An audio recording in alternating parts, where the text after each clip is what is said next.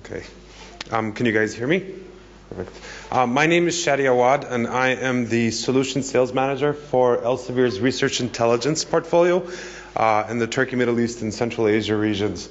And today, what I would like to do is discuss a bit more about the effect of international collaboration, researcher mobility. International mobility, as Ben mentioned earlier, is one of the key components in the objectives for QS, and I think that's also across the board in terms of research quality, is that international collaboration. There were a couple of questions coming out of there, and researcher mobility as well. But first, going back to that question on Scopus, Scopus is the world's largest abstract and citation database. It's peer-reviewed journals. There's about 22,800 journals was the last count. 69 million pieces of information, making it the world's largest. Over 70,000 institutional profiles, and that includes, for example, a university having a medical faculty underneath there. So you're having some universities with some extra institutional repositories or affiliations, but that's done on purpose. But that's why when you go back to QS, you start merging these into under one university, under one umbrella, to be able to effectively represent the data that's in there. There's over 12 million author profiles in there as well for anybody who has ever published. The algorithms are getting increasingly stronger every year, being able to capture the information and putting it into the right profiles and the right affiliations. What I'm showing here are three basic components. So the top one is the article level, the publication level. So that's the data level that we capture information on. There's over 150 fields of information for each output that's in Scopus.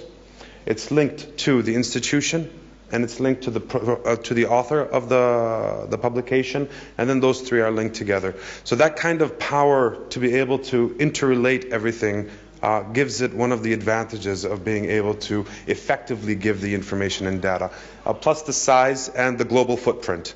I think that's one of the major reasons why we are able to provide data to the rankers as much as we can, and because we're capturing more and more information from around the world, more so than any other provider.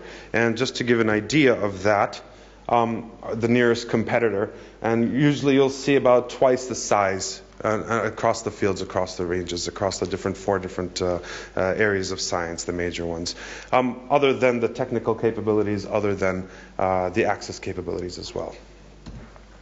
So, digging a bit deeper into what we're talking about in terms of high-quality research performance. What is high-quality research performance? And I want to posit a statement that we can discuss today, and I want to try to back that up with the case of the UK in terms of research, and I think its applicability to even in this region as well, I think, is a very high potential.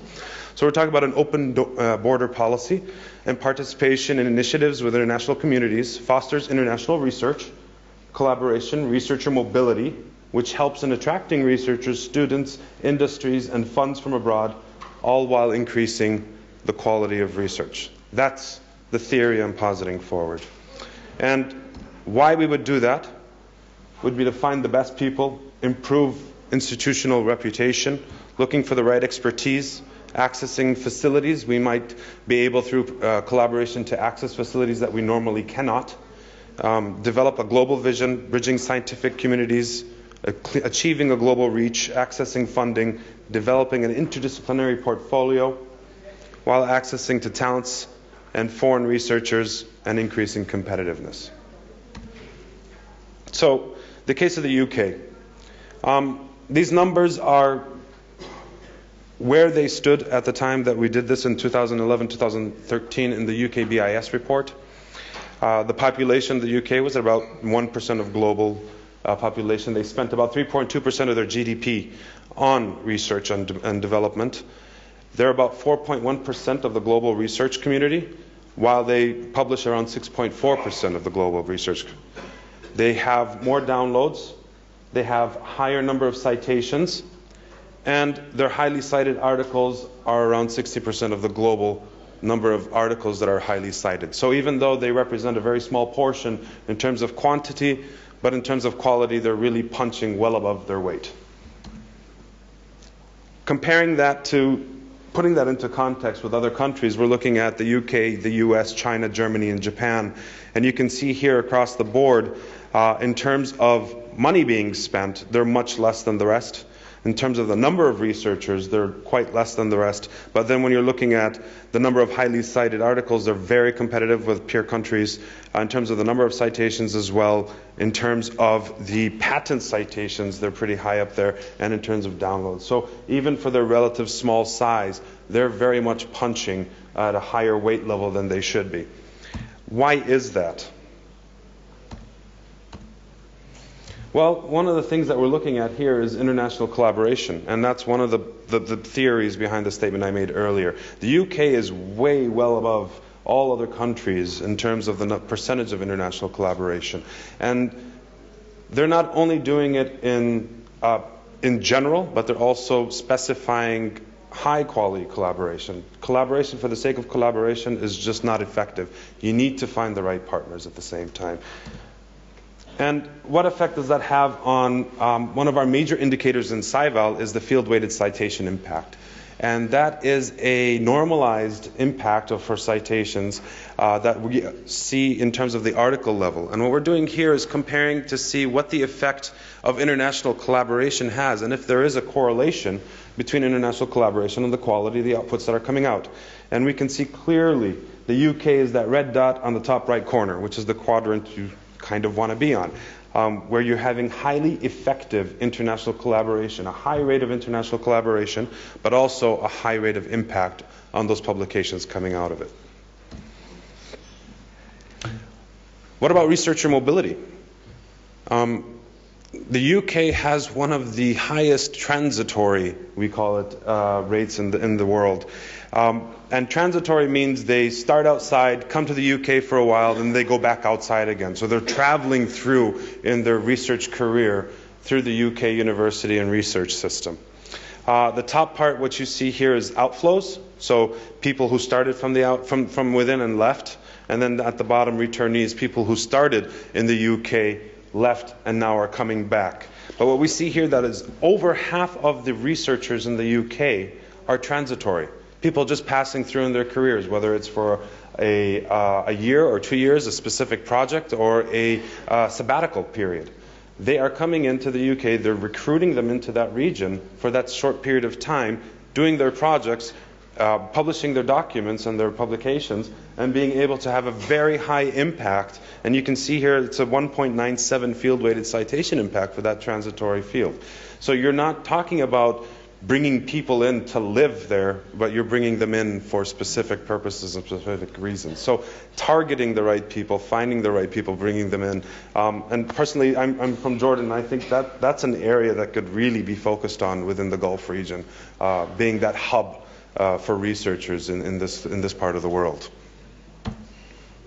Comparing that, the researcher mobility patterns with the rest of the world, you're looking, and I'm looking at the second column here, the transitory column. The UK by far is the top one with almost half of all the researchers in transitory, while France and Germany are up there as well. But then it just drops down when you get to the US, China, and Japan. A lot of them are sedentary. A lot of them will stay put and never move around. So building that hub as a region would be something that would be very interesting to look at.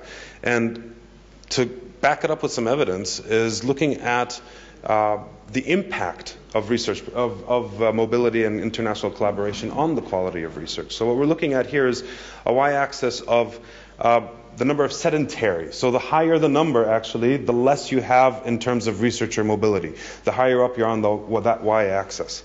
And on the bottom, the x-axis, you've got international collaboration. So the higher to the right you go, the more international collaboration you have. And then the size of your circle is your field-weighted citation impact, which is your quality impact indicator.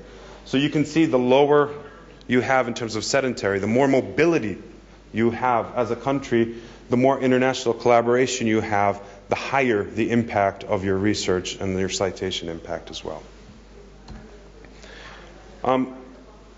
But okay, so the UK is the UK. Who do they work with? Who do they collaborate with? And it's true, most of their collaborators are within Europe. The EU represents the largest portion of international collaboration for the UK, but they do work with others. And Geographies and cultural dynamics do influence international collaboration patterns. They do have an effect on them, and you can see here the clusters where you've got sort of the China and the Southeast Asia, the USA, the UK, and Western Europe, and then sort of the rest of the world dotted around that. But when there is a common goal need, and in this case we're looking at sustainability and development, sustainable development, actually, sorry, what you see is these cultural, geographical boundaries start breaking down. So finding the right topic to focus on in terms of your research and in terms of what you're doing, whether as an institution or as a nation, finding those topics that really drive and break down the borders or the geographies or the cultural gaps really helps to increase your international collaboration and mobility, because you're finding a common theme, a common goal for everyone to be able to work on. In summary, and that's my 10-minute speech, international collaboration rates correlate very strongly with publication impact. The higher the rate is, the higher the field-weighted citation impact. It creates a more fluid environment for brain circulation, researcher mobility, which lowers the barriers of international collaboration. But at the same time, there has to be a focus on finding the right partners. You could be partnering with 1 million universities, but if they're not effective partnerships, you're not going to get anywhere in terms of research quality.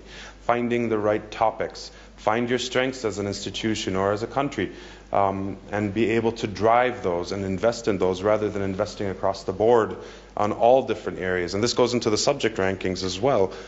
Find your niche, find where you're strong at and focus on it, invest in it, and that's where you're going to grow. And I think in this age of specialization, you're driving more and more away from being a general institution. And the easiest example I can think of is football. You'll never find a defender playing in an attack position. That's just not his specialty. Even though the coach has to take care of the entire team, but each player has their own role to play. And each player has their own strengths, which they train on, invest in, and become better at. That way, when they all work together, they're moving the whole team forward rather than just one individual at a time. And with that, I don't know if we have a Q&A session. Yeah, sure. If anybody has any questions, I'd be more than happy to answer them.